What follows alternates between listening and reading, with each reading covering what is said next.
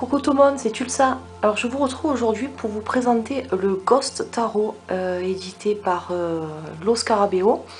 Alors c'est un jeu qui est sorti en 2014 et qui a été créé par Davide Corsi.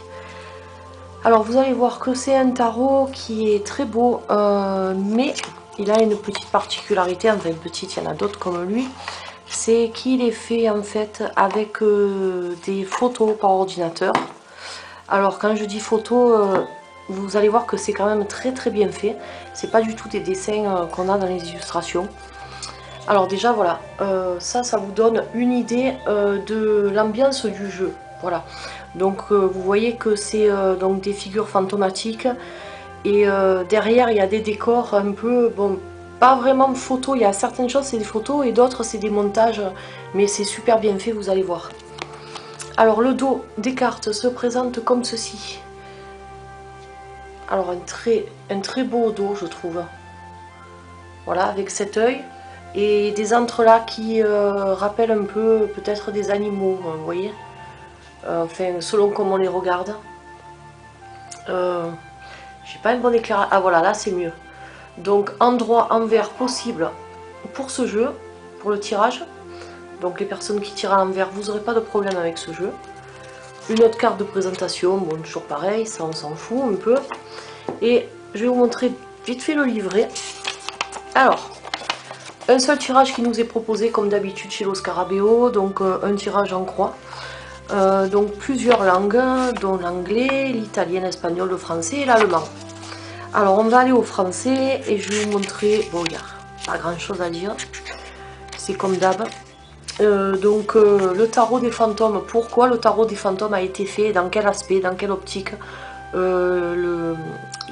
l'auteur de ce jeu a voulu faire passer son message du tarot. Ensuite donc les arcanes majeures qui sont expliqués avec un titre clé, comme vous pouvez voir. Par exemple le fou c'est le sourire du voyageur, et une phrase qui bon, ça après par exemple la vie est un voyage éternel, donc ça rejoint un peu l'archétype du fou, parce que le fou on sait que c'est un éternel recommencement son parcours. Les rayons du soleil chassent les ombres et permettent de s'arrêter pendant un court instant, mais à la tombée de la nuit le voyage devra continuer. Donc après c'est un peu tiré par les cheveux.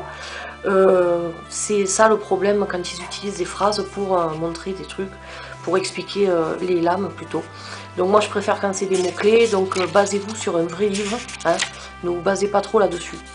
Voilà, et après pareil pour les arcanes mineures. Donc on va pas s'éterniser sur le livret, on va directement passer aux cartes et vous allez voir qu'elles sont quand même très belles. Elles sont très jolies même.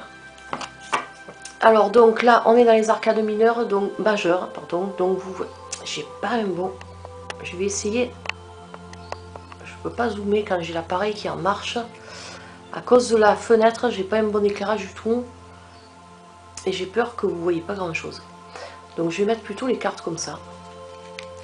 Voilà, donc le fou, alors vous voyez il y a le numéro, pas de nom ni rien, mais on voit très bien que le fou est bien représenté dans cette carte là. Disons que le Rider Waite a été respecté, il est au bord de la falaise. Alors la falaise, comme vous pouvez voir, c'est une vraie photo, c'est ce que je vous disais tout à l'heure. Voilà, l'auteur, l'illustrateur a mélangé photo et image de synthèse, voilà, pas ordinateur, mais c'est très joli. Donc vous voyez là son chien, ils sont fantômes tous les deux, donc c'est vraiment de très belles cartes.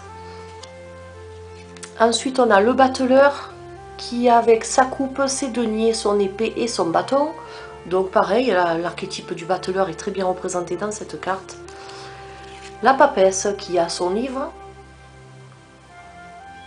Alors moi j'aime bien parce que c'est des figures fantomatiques et vous voyez qu'on peut voir le décor qui est en arrière-plan à travers le personnage, puisque ce sont des fantômes. Et je trouve que c'est super beau. Donc on va garder ce genre d'illustration tout le long du jeu. Voilà, avec une espèce de décor, cathédrale, château, on ne sait pas exactement ce que c'est, mais c'est très joli. Voilà, donc l'empereur.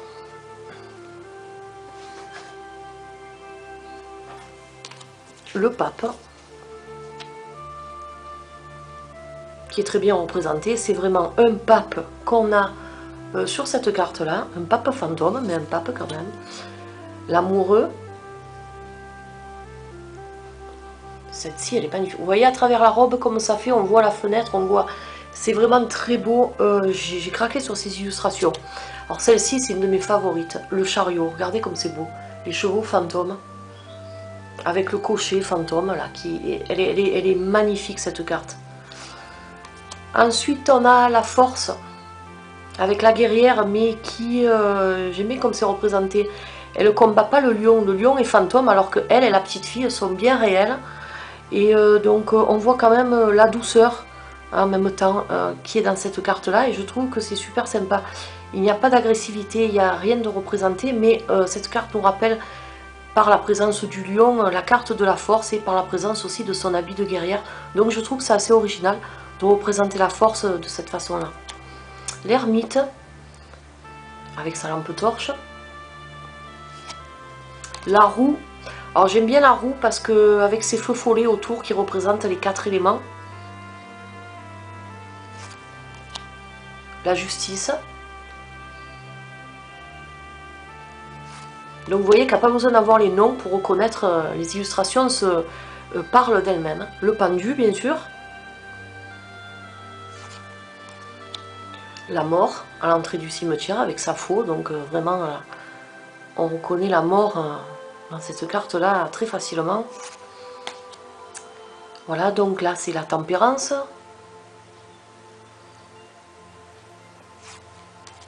Le diable. J'aime bien ses cornes, il est magnifique le diable. Voilà. Alors je vous ai fait cette vidéo aujourd'hui, la tour bien sûr. Je vous ai fait cette vidéo maintenant parce que j'ai profité de la lumière que j'ai, parce que j'ai essayé déjà de vous faire la revue avec un éclairage artificiel et ça ne rendait pas par rapport aux illustrations de ce jeu qui est assez sombre. Donc là j'ai voulu profiter vraiment de la lumière du jour pour vous faire la revue, pour vraiment vous montrer toute la beauté des illustrations. À l'étoile, la lune avec les magnifiques loups fantômes.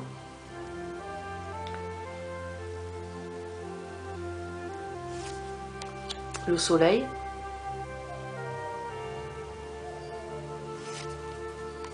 Le jugement. Avec ce squelette qui sort de sa tombe. Et la dernière, le monde. Voilà, donc ça c'est pour les arcanes majeurs. Maintenant on va passer aux mineurs. Vous allez voir que les mineurs reprennent la couleur de l'élément auquel la série est rattachée. Donc là on commence par les coupes, donc qui sont rattachées à l'eau. Donc on va voir beaucoup d'eau dans les illustrations. Et vous allez voir que là, je ne sais pas si vous verrez bien en vidéo, donc c'est bleu, donc on reste dans la couleur bleue qui va primer pour les coupes. Alors les coupes sont représentées en bas et numérotées en haut. Donc par la couleur, par les illustrations et par le petit symbole, on reconnaît très bien dans quelle suite on se trouve.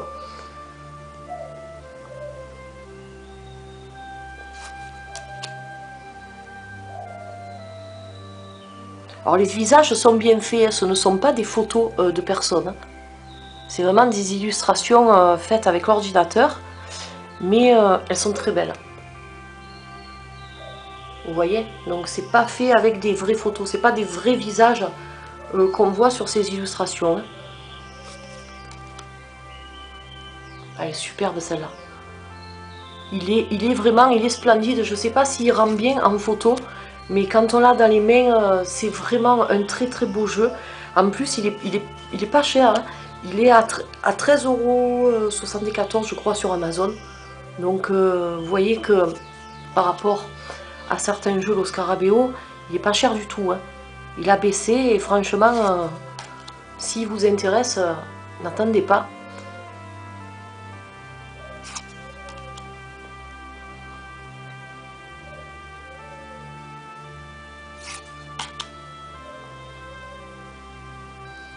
Je vais un peu accélérer.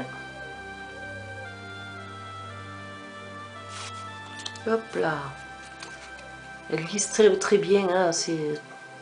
C'est la qualité classique, hein, un peu. Elles ne sont pas brillantes, elles sont satinées, elles sont très très agréables. Elles glissent très très bien ces cartes. Comme toutes les cartes d'ailleurs de vos Scarabeo, il n'y a pas de souci au niveau de la qualité. Et voilà le roi de coupe. Donc maintenant on va passer au denier, donc qui représente l'élément de la terre.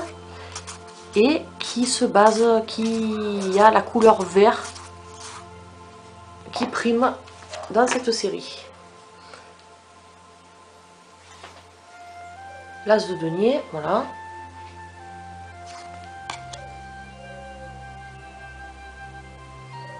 Le 2 de denier avec ce joker qui est marrant, ce joker fantôme. Ce sont des fantômes, mais ce ne sont pas des fantômes impressionnants, ce ne sont pas des fantômes qui font peur. C'est pas du tout, on n'est pas dans un jeu morbide malgré qu'il y ait le thème des fantômes. On n'est pas dans cet esprit de vampire ou autre, quelque chose qui pourrait un peu impressionner, pas du tout. Donc ce sont des personnages normaux, mais voilà, qui sont fantômes, tout simplement.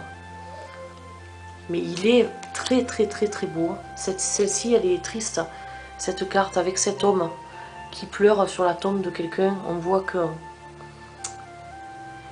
Et ces fantômes au-dessus là qui s'embrassent. Je trouve qu'elle est superbe cette carte. Elle est très très belle. Donc là vous voyez, donc on a une dominance de vert dans les illustrations et puis aussi dans le contour là qui est vert.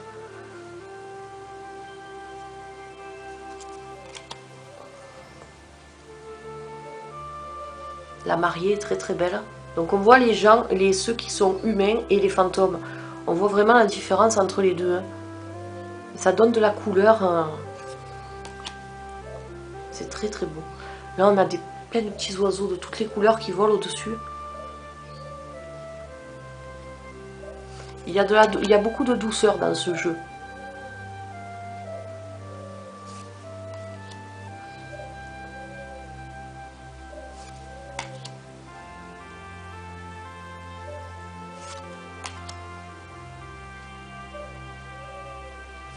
Alors moi je ne suis pas spécialement contre les illustrations comme ça aussi, ça change. Du moment que les illustrations sont bien faites, même si c'est à base de logiciels informatiques, ça ne me dérange pas du tout. Au moins ça change un peu, voilà, ça diversifie. Alors là donc on est dans les bâtons, on est dominé donc par la couleur rouge qui va représenter le feu. Vous voyez là?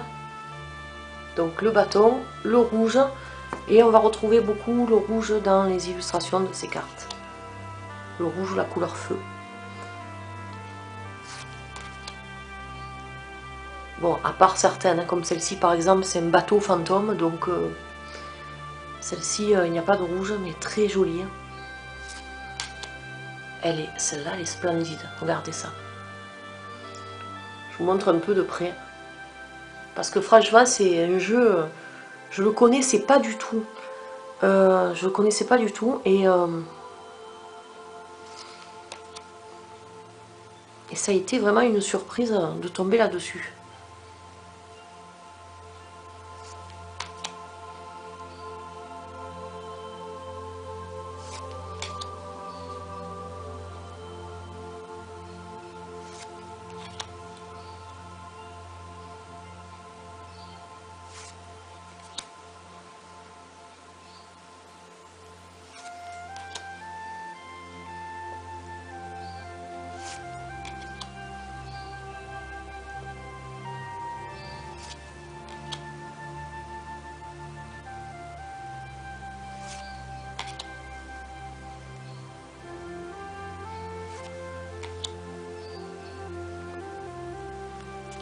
Et la dernière série, les épées qui sont rattachées à l'élément de l'air. Et on va avoir une dominance de gris pour cette série de cartes.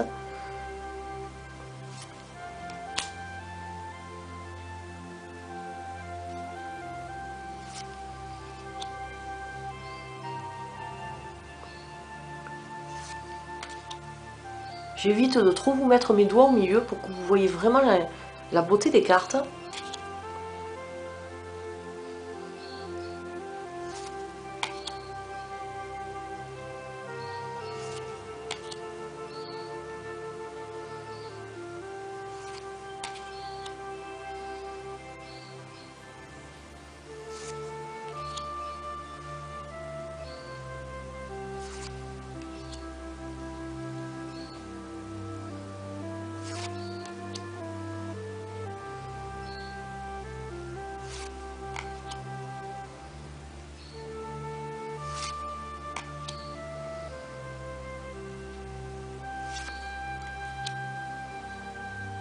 Et voilà pour la dernière. Donc voilà pour ce jeu qui est, écoutez, encore une fois très très beau. Je sais pas ce que vous en avez pensé, vous me direz un peu. Déjà le dos, voilà, il est magnifique, hein. J'ai les mains moites, c'est un truc de fou. Donc vous me direz ce que vous en avez pensé. Moi en tout cas ça m'a fait plaisir de vous le présenter. Et parce que je vous dis, je ne le connaissais pas et je trouve que c'est dommage qu'une pièce comme ça passe inaperçue parce que il est vraiment... Je suis restée bête de voir... je pensais pas, disons, que des illustrations faites par ordinateur me plaisent autant. Donc c'est pour ça qu'il ne faut pas avoir de préjugés. Les choses, quand c'est bien fait, que ce soit dessiné à la main ou que ce soit dessiné par des images de synthèse, du moment que c'est beau, pourquoi pas.